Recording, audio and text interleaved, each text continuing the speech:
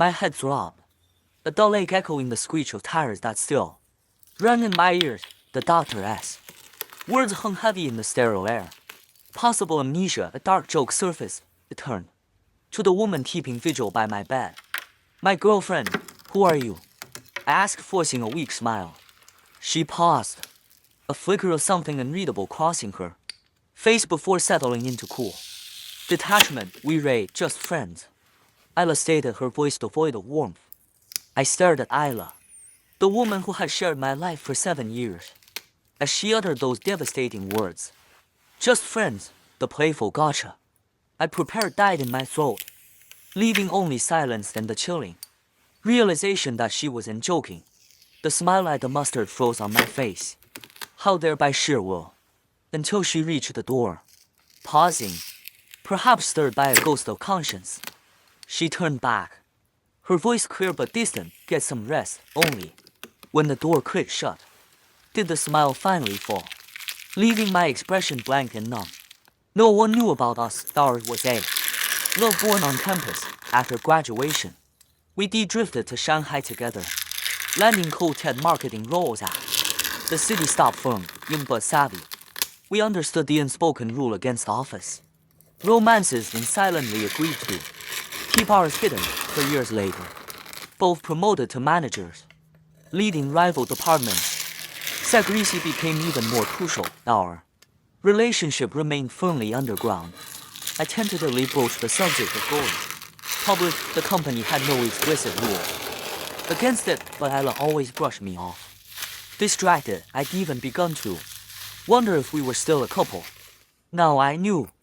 The doctor had told Ella my amnesia might be temporary, recovery likely swift. Yet, amidst this confusing diagnosis, my familiarity with her was as ingrained as the lines on my own palm. Her S.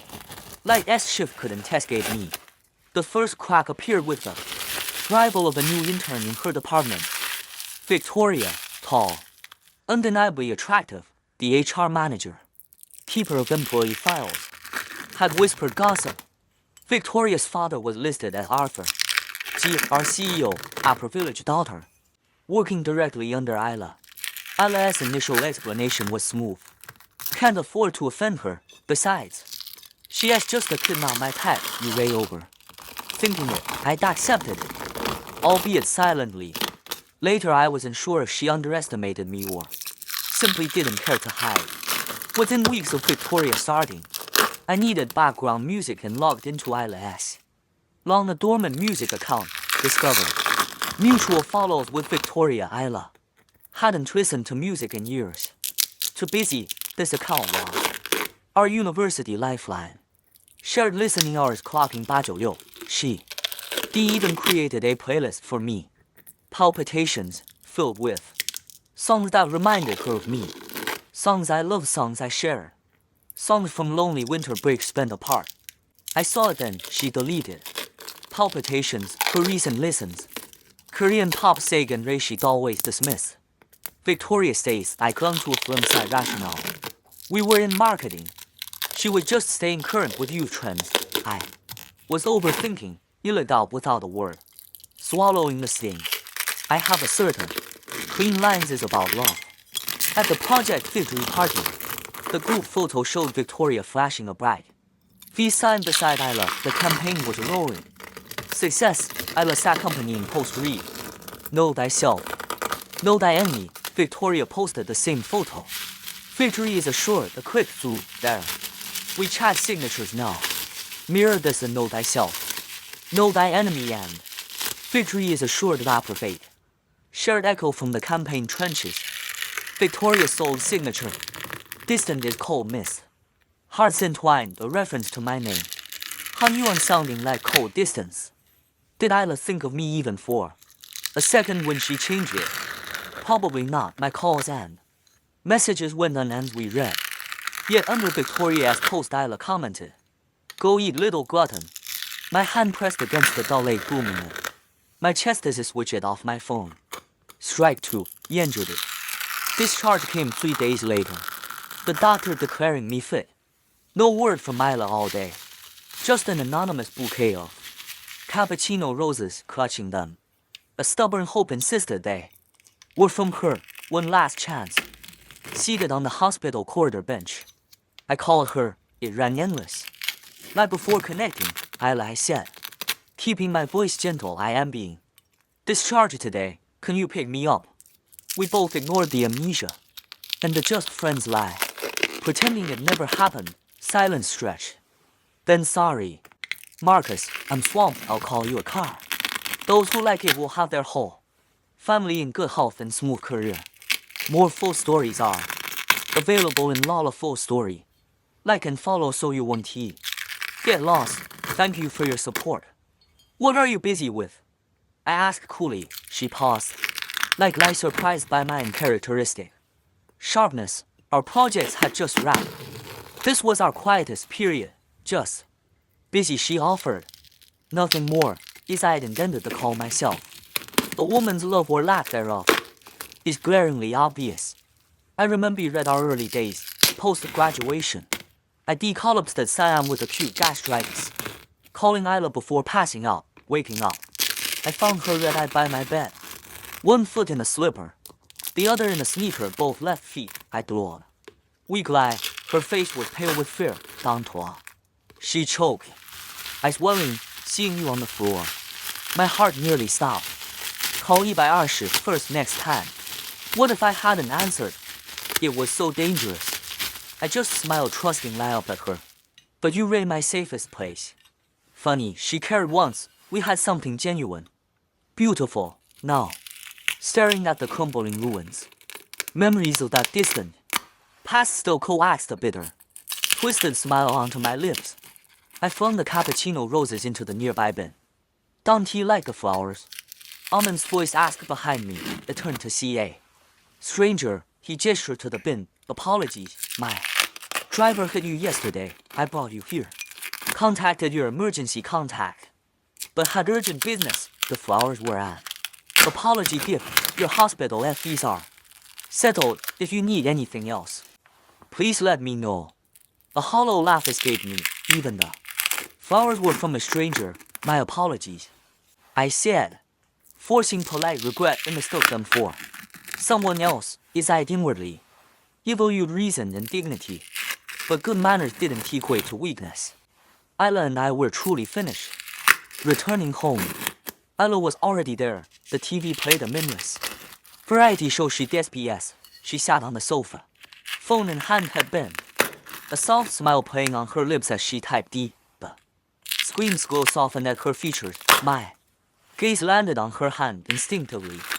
She locked the phone and flipped it face down on the cushion. Looking up with startled guilt. You ran out already. Now literally laughed at her. At myself, my gaze was calm. Detached, we need to talk. Our breakup was unnerving like Sybil. We were both to control for messy scenes. It was efficient, everything laid bare. Unspoken understanding hanging thick. We should break up, I said. She didn't ask why. Just fell silent. Relief, I imagined, washed over her. After a long moment, a quiet I'm sorry drifted out. I didn't accept it. Calmly, methodically, I outlined the logistics. Moving out, separating belongings. My voice was steady, my expression unreadable. My composure seemed to unsettle her. As I mentioned her needing to leave soon, she cut me off. Marcus, she asked, frowning. I searching my face intently. You don't seem hurt at all. Women are truly bewildering creatures. It grieved already. She was like a benign tumor growing inside me. Not fatal, not yet, but left unchecked it festers, eroding your health, your life. Bit by bit, no fear. Cut it out while it's still benign. The pain is temporary. Healing follows. My voice was clinical. As she finished packing, ready to leave, I posed one last question. Cool and detached. Did you change because Victoria is Arthur G's daughter? Or just because she was Victoria? Pausing at the threshold, she turned, beautiful, elegant, as clear-sighted as the day she deconfessed to me on the university track.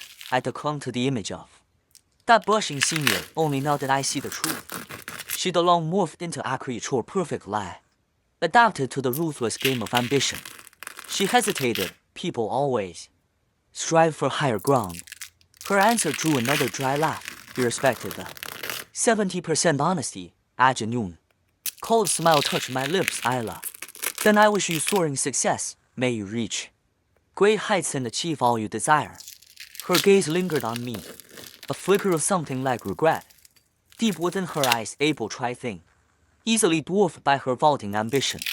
My first day back at the office, I saw them from the car. Isla and Victoria, Victoria facing Isla, back to the street. And madly gesturing, Isla watched her, a gentle smile on her lips, occasionally glancing around, guiding her elbow to avoid bumping into passers-by, familiar, foreign. Post-breakup, she seemed happy. I watched until they vanished. Into the building, the taxi driver caught my gaze. Eyes curious, crushing on the pretty one. Emo faint lie, that's my ex-girlfriend. His expression shifted instant. Life from gossipy to deeply awkward. Mouth opening and closing useless lie, it's fine. I offered smoothly, it doesn't affect me. Inside Zoe spotted me. Bouncing over, Marcus. You're back. Seriously, you wouldn't let us visit. I smiled. Walking towards my office, it was nothing, see. Fine, how is the Hong Kong project recap? She followed clutching printouts, handing me a stack, glancing round the mostly empty office. She leaned in conspiratorially, Marcus. Data later, there's something I need to tell you. I set the papers down, her expression was outright indignant, Marcus. You know director and heads to the Southern branch next month, word is. Her spot is between you and Isla, your records are neck and neck. I'm not gossiping, but whoever wins on merit, you or Isla. We respect it, but she bit her lip. Struggling. Go ahead, I encourage gently, just us. She took a breath, but I saw them in the break room, Isla and that intern Victoria from her department, hugging, Victoria being Mr. G.S. Daughter isn't exactly as great here, Zoe yes. Anger was palpable, she saw unfair advantage. I tapped the edge of the documents a sudden, mirthless chuckle escaping me so. While I sat in the hospital, wondering about Isla's silence, she was cozying up to the yeses, expected. Yet still bitter, as fine Zoe I said. I mean for reassurance, appointments. Our management scowl, we do our jobs. Let things unfold, she sighed heavily. I returned to the data. I was surprised when Isla knocked on my office door. Later, our clean break meant civility, not camaraderie. Assumed we'd avoid private contact unless absolutely necessary. Her purpose became clear quickly. Standing before my desk, her gaze assessing, she finally spoke, Marcus. I thought you'd risen, her tone hovered between advice and warning, Marcus. 7 years, don't call me heartless, director Ann. Leaves next month, one of us takes her spot. If I were you, I'd be looking for an exit strategy. I looked at her, understanding the depth of her calculation. The last vestige of shared humanity evaporated. I saw a stranger, my first curse slipped out. Cold and precise, I lay your fucking file. She absorbed it in silence. My first direct encounter with Victoria came a week after Isla's visit, post the breakup. The woman who'd insisted on secrecy for office politics was now flaunting her relationship with Victoria, their sickening lie. Sweet couple posts flooded my feed, showered with colleague congratulations. Only old university friends messaged me. Bewildered, I ignored them all. Victoria cornered me one quiet afternoon. Most were at lunch or napping. I was alone in the break room, grinding coffee beans. The rich aroma filled the air. She appeared behind me, I stepped aside, but she didn't keep pace. Instead, she stood before me, giving me a slow, arrogant once over. Ignore you dated Isla. I didn't look up, focused on the filter. Miss G, I said, my voice flat. You ran an intern in Isla's department. Your reach exceeds your grasp. He picked up my cup and walked out without a backward glance. Soon after the official announcement came, director in transfer, the chairman hosted a farewell dinner. Department heads gathered. We all knew this was also about the succession plan for the core division. When HR dropped the invitation on my desk, only Zoe looked grim. My girl, She mustered a weak good luck, then added fiercely, Marcus, whatever happens, our team's behind you if this place gets toxic. We follow you out. I laughed, tapping the invite lightly on her forehead. Nonsense, just dinner, remember my motto. Build bridges over water. Carve paths through mountains. Think bigger, that spot might not even be mine. Dinner night. I would come, the private room buzzed. Chairman Arthur Ji presided. Victoria seated proudly at his left, Director An. As farewell was the prelude. He set down my chopsticks.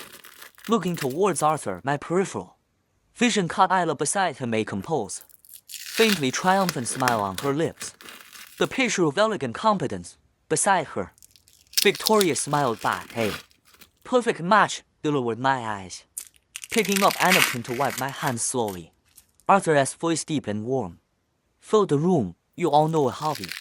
Only one son. His gaze swept the table, finally landing on me. Filled with pride, I arranged for him to join the company right after graduation. He's fiercely independent, insisted on anonymity, wanting to rise from the bottom on his own merits. You've all praised his work to me over the years. Couldn't he be prouder? He paused. The room muttered, lie still, the time is right now. With Director and moving south, he extended his hand towards me, his voice softening. Marcus, come here. Son, let everyone meet you properly. I calmly placed my napkin down and stood. The silence was deafening, broken only by the sharp clatter of Isla's water. Glass tipping over, I glanced her way. She maintained remarkable composure, smiling apologetically as she mopped up the spill. Movement steady, but when she looked up at me, her face was bloodless, her eyes unreadable depths. I looked away, refusing even a glance. I simply stood, placing a hand on the back of Victoria's chair. Her face now ashen. Miss Ji, I said, my voice polite, quiet, cutting through the tension. If you'd excuse me. Someone gasped audibly. The dinner dissolved swiftly after its purpose was served. I called. Imagine the seismic shock.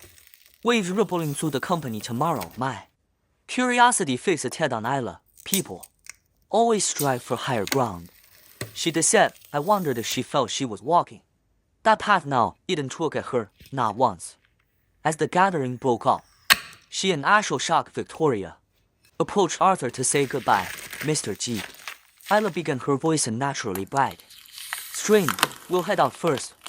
I remained silent. Arthur's gaze, sharp and probing, swept over Isla. Then Victoria, after a beat. He offered a genial smile, of course. Only when the room emptied did his smile fade. He turned to me. What happened with Isla? I last called him dad at 7. Right after the divorce, clinging to his slave on the mansion steps. I depleted. Why did mom leave? Say something. He hadn't explained. Childhood confusion gave way to understanding as it grew older. Arthur and Victoria's mother were childhood sweethearts. She rejected him for being poor, marrying someone else. He married my mother. She worked beside him, building the empire from nothing. When success came, Victoria's mother reappeared divorced, trailing young Victoria. Arthur, nursing his bruised pride over her past rejection, became obsessed. The bitterness only deepened his fixation. My mother, fiercely proud and dignified, never burdened me with the sordid details. Betrayed, she divorced him cleanly, taking only what was legally hers. Arthur never married Victoria's mother, merely kept her, a trophy to mock her past short-sightedness. Victoria was intolerant of Ji. Her original surname was Wan. Her mother, a master manipulator, changed it to Ji when Victoria was 8.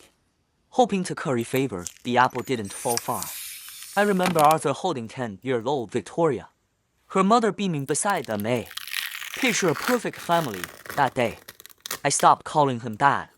Contact dwindled to near nothing.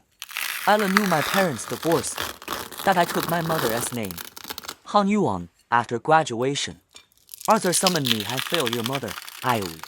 You raid my blood. This empire your mother enable. Who else should inherit? That woman. She's been pushing for her son to join. He always refused. Marcus, Taking what's yours is only right. My mother was still wrapped in velvet. I was different. What was mine? I declaimed, causing discomfort to others.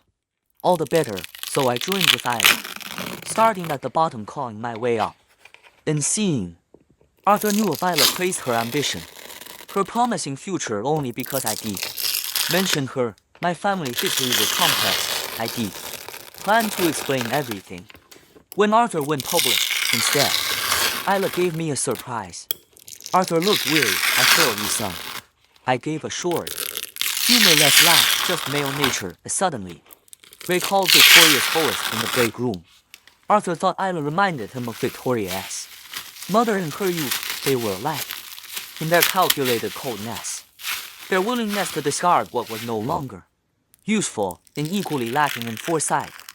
I returned to the office 3 days later. Time enough for the bombshell to settle. Colleagues were in PCC ably professional, treating me normally, perhaps with slightly warmer smiles. Elite professionals, masters of discretion, a relief. Isla appeared unchanged, only Zoe was furious, sulking about my undercover rich kid act. Worried sick for nothing, ate a food feast. Mollified her, wrestling a lobster claw. She asked Sawyer the real heir. What about Victoria? The guy heard the short version, her eyes white net and outrage, unbelievable. The nerve, parading around as the boss's kid. Disgusting. While you were gone, Marcus, everyone was asking me, can I tell them? I can't stand Victoria's smug act. If she were the real deal, fine, but a fake, a pretender, was she even proud of? I slid her a piece of lobster meat. It's no secret, if anyone asks, feel free. Zoe's efficiency was legendary. By afternoon, the whole company knew Victoria's pedigree. Passing finance later, I saw Victoria at Fen's desk. Fen frowned, pointing at an expense report. Miss Ji, why is a personal bag purchase listed under project reimbursement? Denied. Also, review your other expenses carefully. Company funds aren't for personal items. Victoria's face flushed with humiliation. She snatched the report, shooting Fen a venomous GL, before storming off. After the promotion was official, congratulations, poor Eden, except from to people, whether from guilt or shame. Isla and Victoria avoided me since my return. Pointless, my focus was consumed by the avalanche of new responsibilities. They were irrelevant, different paths, different worlds. They clearly disagreed.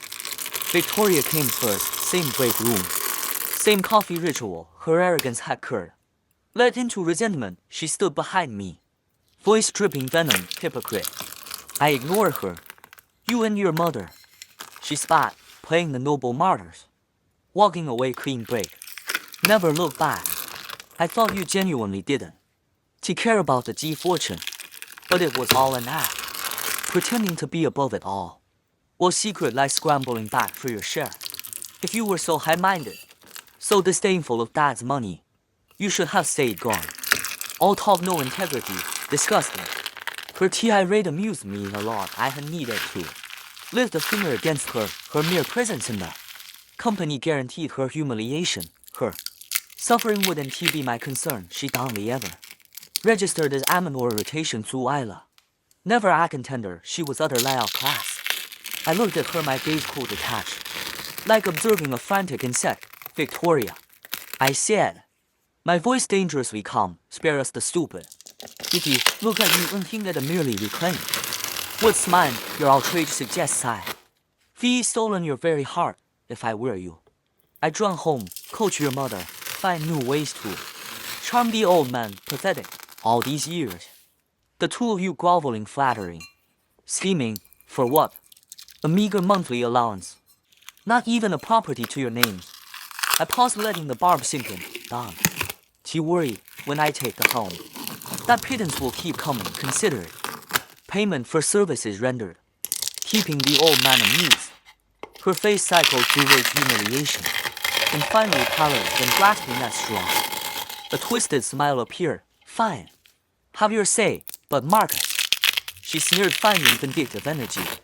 It enclosed everything. Your precious girlfriend of 7 years. She's mine now. I didn't even blink. Trash. Belongs in the bin, she sighed. Congratulations, I suspected Victoria's interest in Isla was to fold. Genuine attraction perhaps, but also cold calculation. Isla was the youngest, sharpest star in management. Arthur's golden girl, Victoria liked saw Isla as a ladder to power within the company. In their ruthless pragmatism, they were indeed a perfect match. Isla's resignation was inevitable.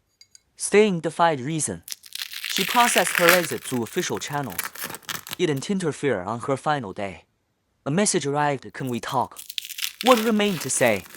The night Arthur revealed my identity, she called waiting outside my apartment. I'd been staying at Arthur's, reviewing company structures. I hadn't gone home. Hadn't he replied, she'd taken the hint. Now driven by some unresolved threat, she came despite my silence. I always admired her composure, her mastery of social navigation, a hallmark of success. She stood at my office door, calm as if years of betrayal were mere fiction, making me question my own memory. Her expression was cool, unreadable, even a faint, almost friendly smile touch. If her lips got amended, I remained rooted. She entered, handing me a coffee. I took it. We stood side by side before the floor. To a ceiling window, night draped the city. Skyscrapers glittered like grounded stars. The view from this height was vast, inviting reflection.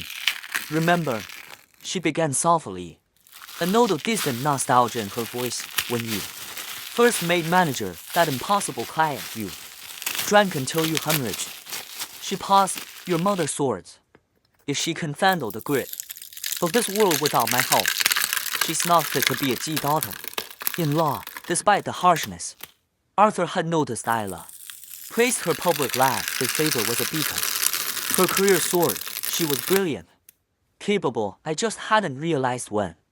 On that path of handling the grit, our roads had diverged. She was the scholar seeking the Princess Shand, her idea of reaching the summit. Her voice grew wistful. King Edward regret, how did we end up here? I snorted, Isla. Spare me the nostalgia tour. He understood the calculus behind choosing her, but Dante make me despise you more now. She smiled faintly. Looking away, slowly the smile faded. You think we're even? I continued, my voice flat, staring out at the constellation of lights below. Your even is built entirely on me being Arthur. Ji-san, did it ever occur to you? What would have happened if I was NT? I turned to face her. Picture it. Watching you and the CEO's daughter conspire. Flirt while I'm squeezed out under your combined influence. Forced to resign. Bound by a non-compete if isn't one. Unable to work in this industry I built my life in. Years of effort, sacrifice. Skill trampled underfoot as you and Victoria celebrated. Me, adrift on the street, lost while you thrived. I watched the color drain completely from her face. A cold, detached smile touched my lips. Isla, we aren't even. You owe me a debt that can never be settled. And forgiveness? It shook my head minutely. Not on the agenda. From now on, dust to dust. If our paths cross again, we pass as strangers. I checked my watch. You should go. Her exit was unsteady. Grace had deserted her. Apathy chosen. Consequences born.